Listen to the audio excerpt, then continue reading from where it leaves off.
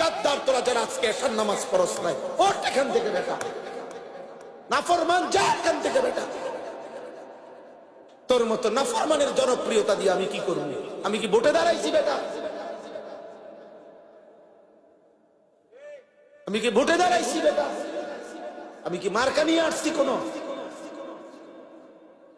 যে আপনাদের একটা ভোট আমার দরকার, আপনারা খারাইয়া মতেন আর বইয়া মতেন আর শীতইয়া মতেন, আমারে ভোট দিলে সারব। এটা ভোটের মাহফিল, ভোটের সবাইটা। তাহলে কেন পড়লাম না নামাজ? বলো নির্লজ্জ ছেলেরা, এই লজ্জাহীন ছেলেরা, বেহায়া, এশার নামাজ যারা পড়ো নাই এখন বের হও। যদি ফেরেশতা ঘাট ধরে বের করে দেয়, এবং খোদার কসম মনে রাখবা, আজ মনে হয়েছে তো বের করে নাই, আল্লাহর কসম, রব্বে কাবার কসম, বাইলে বাইলে ফইলা আসরের দিনে এরকম সব বেঈমান নাফরমান পাপী ইমানদারদের সাথেই দাঁড়াবে প্রথম। মনে করি মনে এই রঙে দিন গেছে, দুনিয়াও তো সিটার বাটফার আসিলাম, পালা মানুষের লগে পার হইয়া গেছি। হ্যাঁ, আখিরাত তো মনে এমন হবে। কোরআনুল কারীমে আল্লাহ বলছে, হাসরের দিন আল্লাহ তাআলা ফেরেশতাদেরকে সামনে রেখে বলবে, ওয়ামতাজুল ইয়াউমা আইয়ুহাল মুজরিমুন। এই নাফরমান, সুদখোর, হারামখোর, বেনামাজি, বেঈমান, মুশরিক, মুনাফিক, বেরো আমার রাস্তা, বাইরো। সমাজ তসনস হয়ে যাবে, মহল্লা তসনস হয়ে যাবে। এই জন্য ইসলামে ব্যভিচারের শাস্তি সবচেয়ে কঠোর। কেন? কেন? ইসলাম চেষ্টা করেছে ব্যভিচারকে কঠোরভাবে নিয়ন্ত্রণ করতে। এই জন্য ইসলামে সবচেয়ে কঠিন। ইসলামে যত পাপের যত শাস্তি, এটা সমস্ত উলামায়ে কেরাম জানে। ইসলামী শরীয়তের দণ্ডবিধি, ইসলামী শরীয়তের অপরাধের শাস্তির মধ্যে সবচেয়ে ভয়ঙ্কর শাস্তি হলো জিনার শাস্তি। অবিবাহিত ছেলে মেয়ে যদি জিনা করে, আল্লাহর বিধান হলো অগণিত লোকের উপস্থিতিতে, প্রকাশ্য দিবালোকে, জনসম্মুখে উভয়কে 100 চাবুকের বেত্রাঘাত করতে হবে। চাবুক দিয়ে তৈরি, চামড়া দিয়ে তৈরি চাবুক দিয়ে।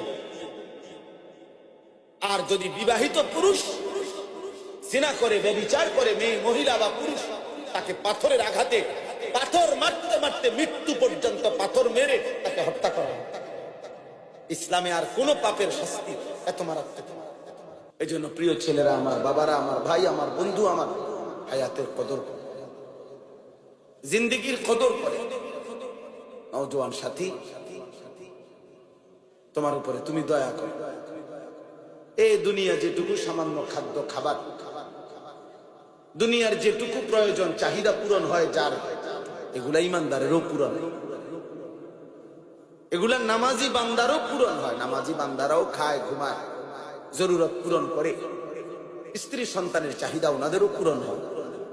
খাদ্য, খাবার, উপার্জন, ঘর বাড়ি, প্রয়োজন, পরিবার, খাট পালং, সোফা, ফার্নিচার কম বেশি সবারই হয়ে যায়। আখিরাত সবার হবে না। দুনিয়া নাফরমানের যেমন মিলে, ইমানদারেরও মিলে। প্রয়োজন পরিমাণ দুনিয়া সবাই পায়, কিন্তু আখিরাত বড় কঠিন হবে, পরকাল বড় কঠিন হবে। নওজোয়ান ভাই, বয়স্ক বাবা, সবার কাছে আমার অনুরোধ, বিষয়টা আসলে আল্লাহর কথা শোনা, এটা মাকসাদ হওয়া উচিত।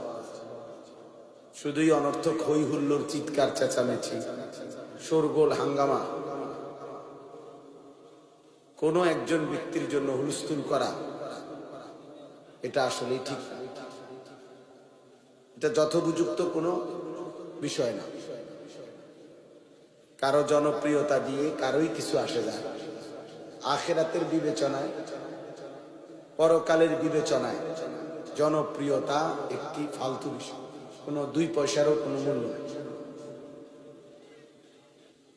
অতএব এতে বক্তা বা শ্রোতা কারোই তেমন উল্লেখযোগ্য কোনো ফায়দা নেই। আমারে যদি 1 কোটি মানুষও চিনে, তাইলে আমার কবর রাজার মাফ হবে না। আপনাদের কারো কবর আযাবও মাফ হবে। অতএব আখিরাতের বিবেচনায়, পরকালের বিবেচনায়